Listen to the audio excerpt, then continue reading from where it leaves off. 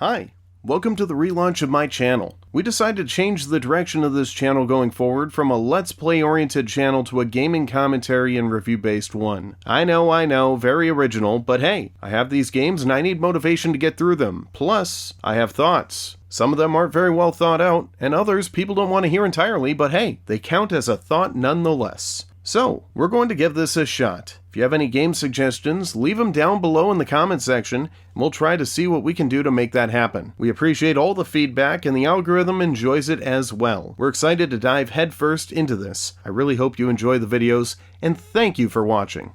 Pokémon. If you somehow managed to avoid this series in your lifetime, you'd have to be a mountain hermit that hasn't seen civilization for the past 30 years. And I'm not kidding. Pokémon hit the scene hard in the late 90s with Pokémon Red and Blue, followed by an enhanced version a year later called Pokémon Yellow in the States. Now, I could spend the next 15 minutes going over the whole series and never get to the main course of our meal, but let's fast forward through that and maybe we can dive into the series at a later date. For now, let's just say after the initial games released, the Pokémon Company and Nintendo churned out a ton of updated versions as we upgraded our Game Boys to the Advances, from there to the DS and 3DS systems. We frankly received more Pokémon than we could handle, almost 900 to be somewhat exact. We also received a few spin-offs on the 64, GameCube, Wii, and Wii U, which brings us to the modern-day Nintendo Switch. Unless you're watching this in the far-flung future and can't even imagine gaming without your brain implant, you lucky bastard. The Switch represents the first Nintendo home console to feature a mainline Pokémon release. Up until this point, only spin-offs had made it to the big screen. We'll just put it lightly and say this was a much look-forward-to pivot. After the first new set of games, Sword and Shield, left a bad taste in most players' mouths, and Let's Go series utilized a motion-controlled catching system, some players were wondering if we'd ever get an old-school feeling Pokemon title on the Switch. Well, it turns out we did. Today we're gonna dive right into Pokémon Shining Pearl and Brilliant Diamond. For this review, we'll be playing Shining Pearl as I wanted to mimic the copy I played as a child. You can rest assured I did put a few hours into Diamond. A guy with my kind of backlog can't be building this mountain of games even higher though, so I did not finish that version. If only there was a better way. What am I saying? This is Pokémon. This is how it's always been and what it should be. Playing through a single copy of the game, having your older brother trick you into trading them your starters and legendary, but, you know, there's reassurances that you could get another Palkia later on. Getting angry when you figure out that you have to restart your game because it turns out there's limited amounts on each save file. I guess I never really let that one go. Released on November 19th, 2021, these Pokemon games were remade for modern hardware with what I could best describe as a claymation art style to them. Personally, I really enjoyed this with Link's Awakening. Although I feel Pokemon went a little lighter on the art style, it really manages to nail the retro Pokemon look, finding a common middle ground between something that will look good blown up on a big screen while also giving you the feel and look of the older titles. I'm sure with this facelift you'll have countless cases of younger gamers not even realizing this was a remake of a DS title from about 15 years ago. It's both sad and pretty cool, I think. The game starts off as many of them do. Stop me if you've heard this. You're in a small town and happen to have a professor next door that's obsessed with tracking and recording Pokemon. And not in a creepy way. Well, maybe just slightly creepy. I might be simplifying things a bit, but we've heard the same general ideas of this series 100 times, and this one doesn't deviate from it at all, really. This isn't a game where they're going to change up the storyline, and that's something we wouldn't want to deviate from anyway. Could you imagine if they completely diverted from the original game? If it ain't broke, don't fix it. This time we're set up in the fictional Sinnoh region, which is loosely inspired by the Japanese island of Hokkaido. This new region has a few distinct features to it. We have 3 lakes, Lake Verde to the west, Lake Valor to the east, and Lake Acuity to the north. We also have a large mountainous region directly in the middle of the map, Mount Coronet, which basically separates this region into 3 distinct separate parts that are only accessible to you through man-made caves throughout the mountain. Some firsts in this region is the snow to the north, which covers your path as you try to make it to Acuity. I mean, honestly, do these people not have a Machamp-run snow removal company yet? Wait a minute, that's my idea. None of you better steal it. We also have the Underground, or as it's called now, the Grand Underground for Brilliant Diamond Shining Pearl. This area is a series of caves separated in 6 areas across the land of Sinnoh. Within it, we have several new and returning side activities you can mess around with. They have secret bases, Diglett hunting, and don't worry, we're not actually murdering them. At least I don't think we're killing them. Who cares? You can get items, fossils, fight Pokemon. There's a whole bunch of stuff down here, and it's really a part of the game that you can lose track of time in. I remember playing on DS at a friend's house when I was younger with my 2 neighborhood friends. We'd all gather around in one of their basements and play some show on the TV. I think it was more than likely Teen Titans, to be honest, while running around gathering new things for our bases. It was a simpler time that I went back to constantly while playing this game. That's a large theme for me in this game. Time. Although it doesn't feel like it, we're slowly marching along day by day. Each moment we slowly get older, we find new interests and hobbies. Your friend circle begins to change as you grow up and become radically different than you were as a child. The one thing you do have, though, is these memories. Both of these friends that I sunk hundreds of hours into this game with no longer talk to me or each other even. One of them moved hundreds of miles away. A few years later, I would play Xbox Live with him at points. At around that time, me and the other guy, we'd see each other hang out few times a week maybe, but he developed other interests and it slowly fizzled out as well. At this point, it's probably been close to a decade since we all talked. Looking back at it, the original game came out in 2007, so we're looking at close to 15 years since those late nights in the basement of our houses trading, battling, decorating bases. Even though we don't talk anymore, I still think about those simpler days. Wherever you guys are, and hell, if you're somehow watching this, I hope you're both doing great. Damn. Something got my eye. Truthfully, this game is an honest-to-God trip down memory lane. From the moment I stepped foot in the field outside of Lake Verity, I was hit with all of the emotions. I guess that sign wasn't lying. This is what I meant about the graphical choice they made. I know some people were not feeling it, but it instantly took me back to 2007, with my original red Mario Kart DS edition in hand, sitting with the boys. It's incredible what a vivid flashback this game created for me, and hopefully any of you out there that played the original. It honestly felt exactly like I remembered it. The art style really manages to make it look like it did in your head. At least it did for me. Alright, so is this just some old guy ranting and raving about the good old days, or do we want to hear about the game? If you've heard a Pokemon game story once, you've really heard it 100 times. Although in this entry of the series, they do change things up fairly significantly in my opinion. The general idea is the same, but with some added flair. We still have the tried and true 8 gym setup. Defeat each gym leader at their respective gym to earn their badge.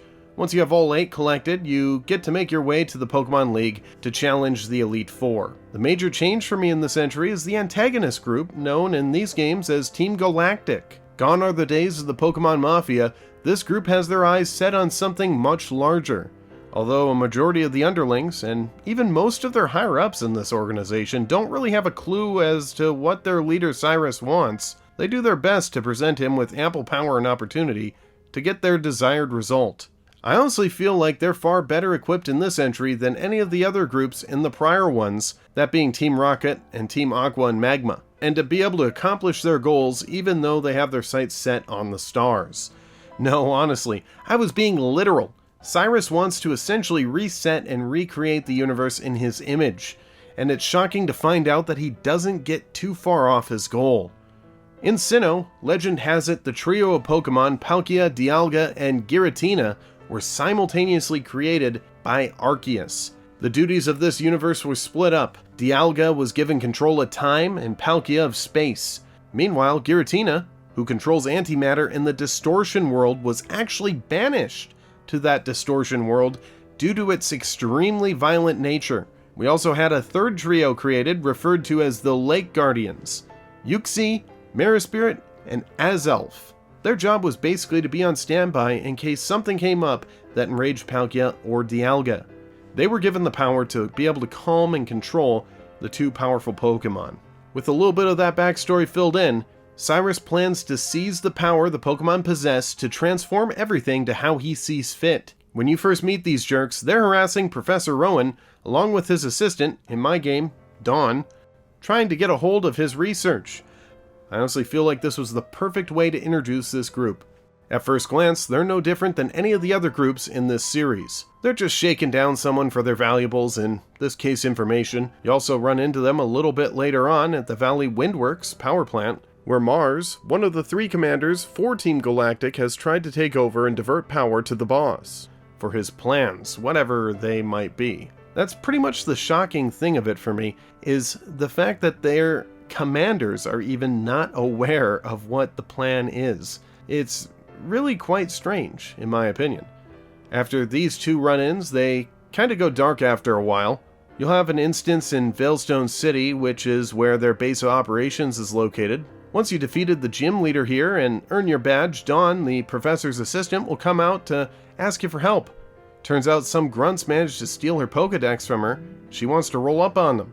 Turns out all that silence we were enjoying was for a reason. After beating gym leader Crasher Wake, you'll run into a grunt hanging out near the entrance to the Great Marsh. He'll stupidly be talking out loud about their grand plan. Team Galactic has a bomb that they're planning to use. You'll run after him, eventually getting to the Valor Lakefront, where he'll battle you. He'll jet once you defeat him. We won't hear back about this stuff until after we beat Byron for the Mine Badge. After we receive the Mine Badge and walk out of the gym, our rival will ask us to follow him to talk to Gramps about something. Once in the library, you'll find out the professor has a request. And yep, you guessed it. More Pokedex work. Specifically, he wants to learn more about these unevolvable legendary Pokemon from myth and legend. It's said they're each living in a separate cave on 3 separate lakes. You'll get to split the caves between the 3 of you, that being you, the rival, and the assistant. As you begin to head downstairs, an earthquake will happen. You'll run downstairs to find a sailor informing you that, word is, a huge explosion happened at Lake Valor. Oh, brother. I knew we shouldn't have left those guys alone.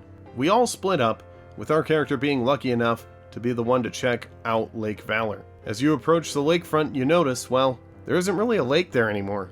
They really did set off this galactic bomb, completely destroying the lake. Your first view is Magikarps flopping around on the dirt, struggling outside of their natural element. These galactic weirdos line around the whole place as you make your way to the center trying to investigate this cave. You're informed by a grunt that it's too late now and the legendary Pokemon will just be brought back to their HQ in Veilstone City. What is it with these guys telling you exactly what they're planning? Inside the cave, you'll be challenged by Commander Saturn, which has a moderate level of difficulty. After defeating them, they inform you that Mars should already have the one at Lake Verdi. We're barely late again. We travel to Verdi to find a familiar face. Mars mentions to you the amount of trouble we caused her from the power plant. We're thrown into another battle, and after beating her, we talk to the professor and collectively wonder if our rival is okay. You know what that means. We head to Acuity to check on him.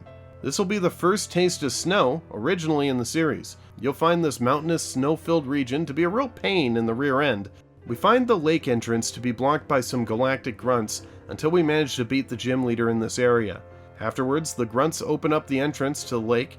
Inside, you'll find Jupiter, and she'll tell you that the final Pokemon has been transported to the HQ. Again, quit telling everyone your plans! You'll talk to your rival, who seems a bit shaken up by the whole thing, describing the pain the Pokemon look to be in. We finally make the final push. We head to the Galactic HQ and make our way to Cyrus's office.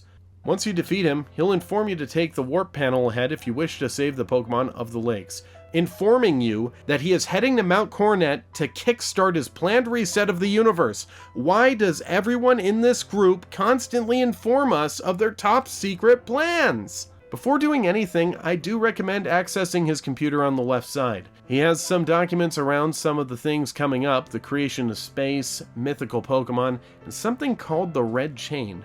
Wonder if that's going to come up later. As you head towards the lake Pokemon, you'll notice some experiments lining the halls of the laboratory. To me, it looks like they've been trying to create some sort of Pokemon within these walls, as we notice something suspended within a vat of green fluid. Creepy. Inside the Pokemon's torture chamber, you'll notice our friend Saturn, who challenges you to a battle before you can free these poor creatures. Once the job is done, Saturn will inform you how the red chain was made from the crystals taken from those Pokemon, but still doesn't seem too knowledgeable on what's going on. Always keeping people in the dark, that Cyrus is. Now, thanks to Cyrus, we know where he's headed. Getting through these mountains and caves have always been a difficult task for me, and this was no different. I had a few times where I'd get lost due to FOMO over another route. Eventually, you'll start running into a lot of grunts. Bingo! We defeat several people until we reach the peak. Spear Pillar. Off the bat, you have 2 grunts guarding the doorway. After beating them, they claim their boss will end up kicking our asses. Yeah, we'll see about that, chumps. You'll be hit with a moment from Cyrus that comes straight out of a daytime soap opera. Cyrus announces the reckoning is coming, and with the help of the Red Chain, a new day will be upon us. Right. At this point, he summons Palkia. And let me just say, what a cool friggin' moment this is. Being able to see Palkia up close and recognizing how massive this Pokemon really is absolutely incredible. I really feel this nails how big of an intense moment this should be. We're gonna catch our legendary! Well, after beating Mars and Jupiter. Your rival will show up to help you out. You also need to do away with Cyrus before facing Palkia. I will say this is where I ran into my first bug. It's very unfortunate, but when battling Palkia and trying to catch it, I went with the Save the Master Ball method. Why? Well, they only made 1 Master Ball, I mean, come on! So due to this, we had an unforeseen error, where the game unexpectedly crashed. Yeah, I really pulled that off. My second shot I managed to do it, but I will say I'm not too sure that saving the Master Ball was worth it. It took me 30 minutes before an Ultra Ball finally worked on it. Who knows how many I managed to waste leading up to that. Gameplay in this series has largely remained unchanged, so it won't require a ton of details. We still have the original battle system. Although it does work as they intended it to, I do tend to wish that we had more meat on the bones in terms of difficulty. It's never going to be a Souls game, but either a difficulty slider or a major change up in the battle system I feel could go a long way. Pokemon gyms are back, and they operate in the same way still.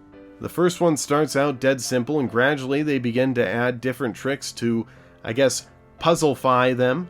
Overall, it's not an extremely difficult system, but I'd be lying if I told you I didn't have to look up some help on a few of them. I mean, come on, sliding on ice to destroy boulders? I'm honestly the worst person at this. Turns out the solution I needed was right in front of me the whole time. We still have TMs and HMs for new moves, the daycare to help raise your Pokemon, along with the Safari. They also did add a new game feature, which is Pokemon Super Contests. Basically, view these as beauty pageants for your Pokemon. There's a whole lot to this, and I personally didn't particularly enjoy playing through these, but it is here if it's your thing. You're judged on several different factors: cuteness, coolness, beauty, cleverness, and toughness. You can view the hype points for moves your Pokemon has, add stickers to the ball to increase their looks for the visual round. This replaces the dressing up that Ruby and Sapphire had added. You'll also be able to feed them certain puffins to increase their stats before a contest as well. You'll also have some gameplay that includes a basic rhythm game to go along with it all. I'm a fairly big fan of this genre game. Although it's cool that they added it in, it really didn't scratch that itch that the Persona games did for me. Although I suppose it wasn't meant to, it's just far more basic than I would have liked. Pokemon Brilliant Diamond and Shining Pearl really bring you on a trip down memory lane. Not to say the modern day kids wouldn't enjoy it, this series has always been very easy for new people to jump in at any time. I just feel like it was made for the generation that grew up with these games in mind, which doesn't happen very often. A lot of times you see these remakes come out and they're nothing more than a cash grab, frankly, doing little to nothing to the original product other than slight adjustments to textures or a resolution and frame rate bump. In fact, we've seen this on a few separate times this past year. Look at the GTA trilogy or even Alan Wake. Both I've been thinking about reviewing, so I won't get super detailed, but you can tell the difference between the effort between one of those games and this one. The creators of this one really love Pokemon, and it shows in the finished product. Yeah, this game had some issues at launch, but the dev team was developing in a drastically different environment than they were accustomed to. The finished product left me thinking about the good old days when my buddies and I sat around all night playing, trading and goofing off. That was back when we didn't have jobs, bills, knowledge of the many dysfunctions of the world. It was just kids being kids. And for the roughly 30 hours I played this entry in the Pokemon series, I was a kid again. That's the end of the video. I appreciate you guys watching. I really do recommend this game, so if you haven't checked it out already, please check it out. If you already played it, hit me up in the comments down below. What'd you think? Did you enjoy it as much as I did? Did it bring back the same memories? Or if you're a new player to the series, what'd you think? Leave it down below in the comments section. I'll read through them, and I do appreciate it.